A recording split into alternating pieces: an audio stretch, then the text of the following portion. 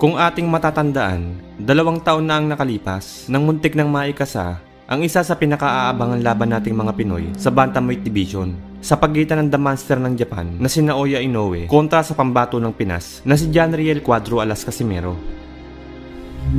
Ang labang ito ay gaganapin sana noong April 5, 2020 sa Mandalay Bay Center, Las Vegas, Nevada, USA para sa unification bout ng kanilang mga titulong IBF, WBA at WBO Bantamweight title.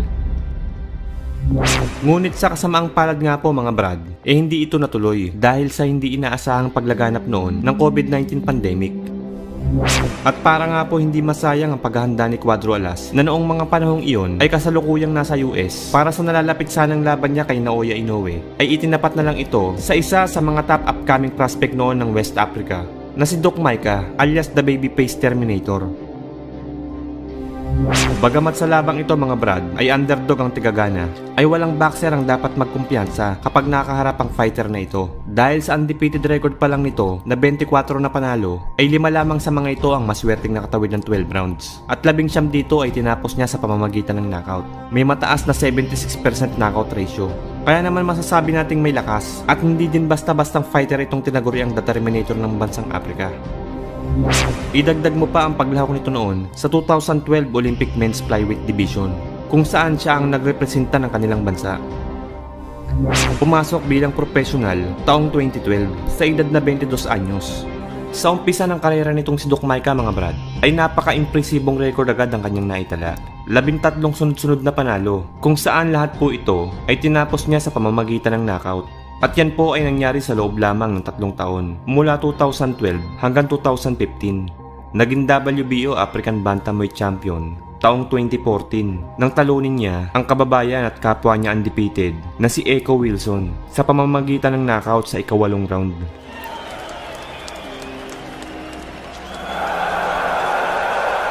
At naging Commonwealth Bantamweight Champion naman noong taong 2016 nang talunin niya ang isa pang undefeated na tiga UK na si Matthew Chanda via split decision. Kaya naman dahil sa mga panalong ito ay naging mataas ang kumpiyansa nitong si Doc Maika na magagawa niyang maagaw ang titulo sa WBO Champion. I think I'm coming there to win. You know, this is my dream. This is what I've been crying for years, you know, from childhood, you know. I always dream to be a world champion. So people will expect, people will see a good boxing, and I think I will give good performance, and I'm gonna bring the title back home to Ghana. You know what I'm saying? So I have to be one of the best boxers. Subalit kahit ganun, ayon mismo sa ating pambato na si Cuadro Alas, kahit daw undefeated at isang knockout artist itong si Doc Maika, ay hindi daw siya nasisindak dito. Bagkos ay galit daw ang nadarama niya matapos ngang hindi matuloy ang pinapangarap niyang sagupaan nila ni The Monster Naoya Inoue. Kaya naman ang banta ni Cuadro Alas sa tigagana ay humanda ka at ikaw ang makakasalo ng naipon kong galit na para sana sa halimaw. Kawawa to si Doc Maika kasi siya yung mapagbibigyan ng galit ko sa binigay nila ni Bob Arum sa akin kasi ilang buwan ako dito sa Las Vegas, mag 8 months, 9 months na ba muntik na magiging 1 taon na yun. Kaya si Maika talaga yung yung masasalo niya lahat, yung galit at saka inis. Sa weigh-in bago ang laban ay makikitang pinaghandaan talaga ng gusto ni Doc Maika ang sagupaan nila ni Cuadro Alas. Grabe, malabakal at bato-bato ang katawan. Samantalang si Casimero naman ay miyamos tarugo. Taguro pala. Taguro! At pansamantalang nagpipigil sa kanyang 100%. Katapusan niya! At ito na nga mga brad, sa mismong laban, unang round pa lang ay maganda naman ang naging panimula nitong si Doc Maika kung saan nakakapagpatama pa nga ito ng ilang malilinis na suntok sa mukha at katawan ni Casimero. Subalit ang problema nga lang mga brad, dito sa tigagana ay tila walang talabang atake nito kay Cuadro Alas.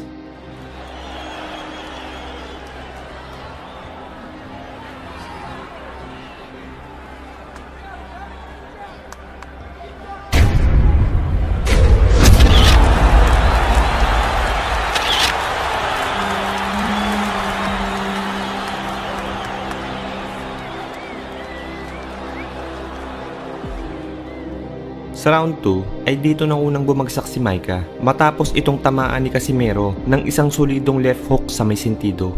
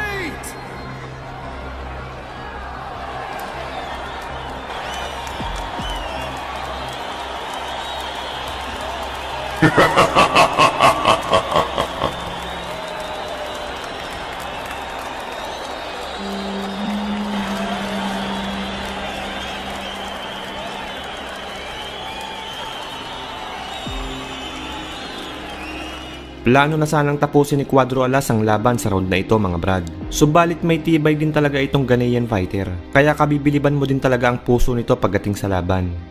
Ang matindi pa dyan mga brad, sa kabila ng matinding pinsala na kanyang tinamo mula sa mga atake ni Cuadro Alas, ay nagawa pa nitong dumila sa harap ng champion.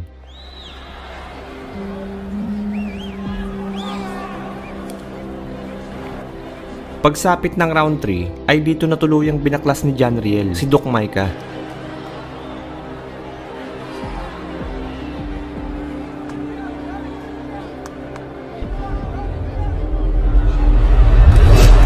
Finish him!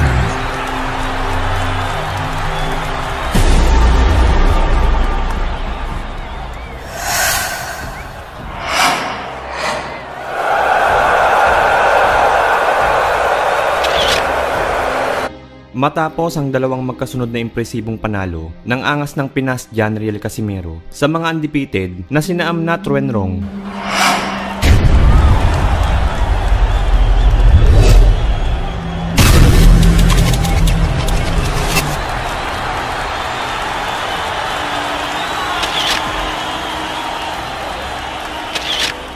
at Charlie Edwards.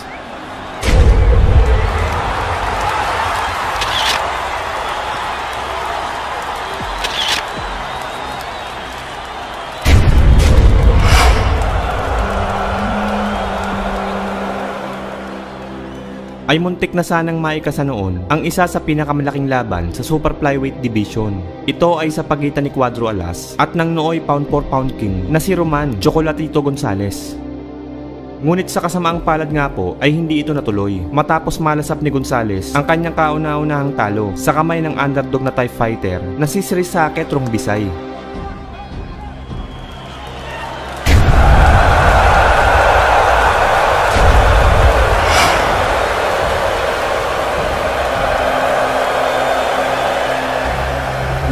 Kaya naman dahil dito mga brad, ay hinarap na lang ni Casimero ang pambato ng Zamboanga del Norte at kapwa Pinoy na si Jonas Sultan, kung saan ang magwawagi sa labang ito ay siyang magiging number 1 contender ng IBF Super Flyweight Champion na si Jerwinian Kahas. Subalit sadyang mapait nga po ang tadhana para kay Cuadro Alas noong mga panahong iyon, sapagkat siya ay natalo sa pamamagitan ng isang unanimous decision. Ngunit kahit ganun, ay kabibiliban mo din talaga itong si Casimero dahil imbes na panghinaan ng loob dahil sa nalasap na pagkabigo ay ginamit niya itong motibasyon upang magpatuloy at bumangon ng 10 beses na mas malakas. Taong 2019, mula Super Flyweight ay tumalon ito ng Featherweight Division upang sagupain ng Meksikanong si Josepek, kung saan pinabagsak niya ito sa loob lamang ng 2 round.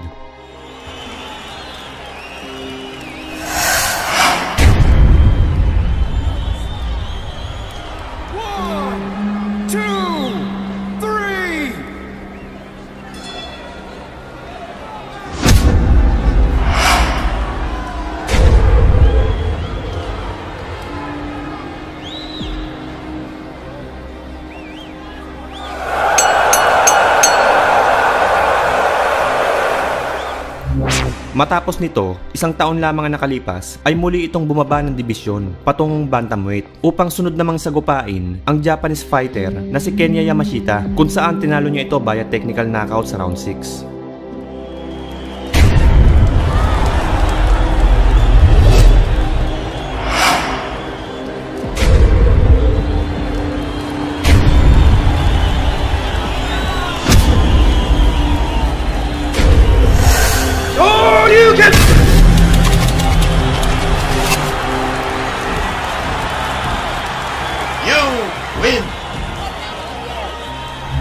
At dahil nga po sa impresibong panalong ito ni Cuadro Alas mga brad, ay naging daan ito upang magkaroon siya ng pagkakataon sa WBO Interim Bantamweight title.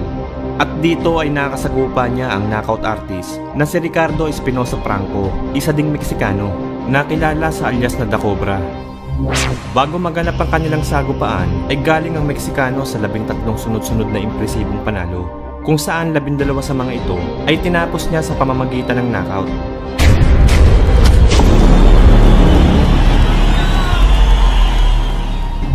Naging WBO Latino Bantamweight Champion taong 2018 matapos niyang talunin ang Amerikanong si Daniel Lozano via technical knockout sa loob lamang ng 2 round. May impresibong record na 23 wins, 20 knockouts at 2 talo lamang. May napakataas na 73% knockout ratio. Kaya naman masasabi nating magiging isang napakabigat na laban ito para kay Cuadro Alas. Subalit sa mismong gabi ng laban ay tila nagmukhang mahinang nilalang ang knockout artist na Meksikano. Kasabayan ng dalawa ay makikitang mas angat ang Pinoy sa lakas ng suntok.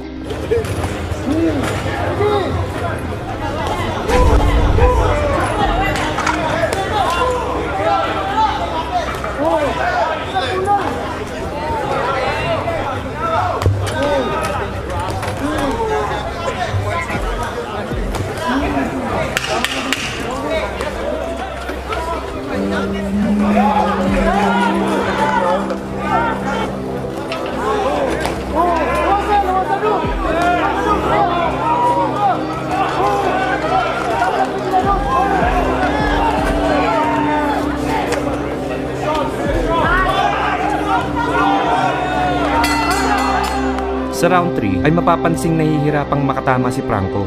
Sa halip ay siya palagi ang nasasapol ni Cuadro Alas.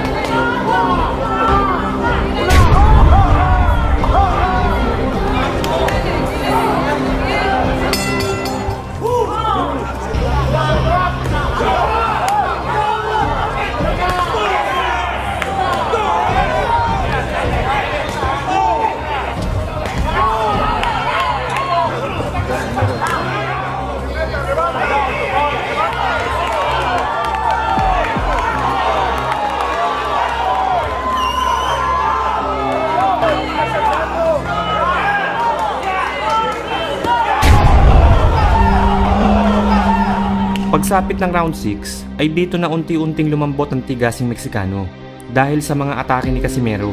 Bumagsak ito matapos tamaan ng 3 magkakasunod na right hook.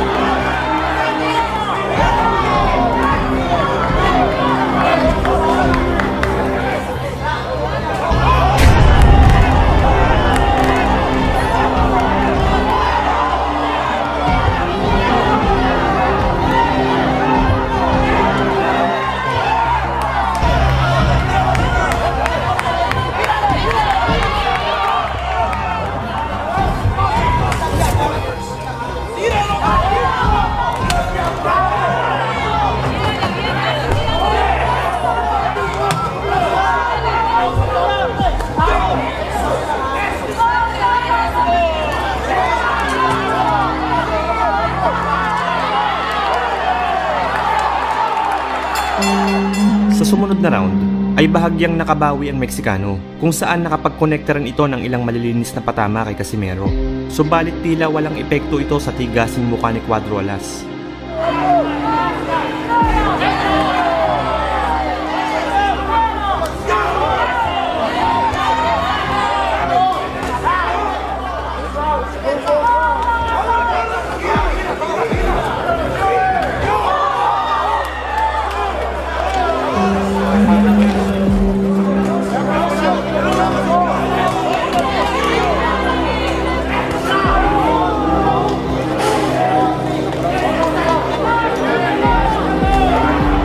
Sa round 12 ay dito na tuluyang binaklas ni Casimero ang knockout artist na si Franco.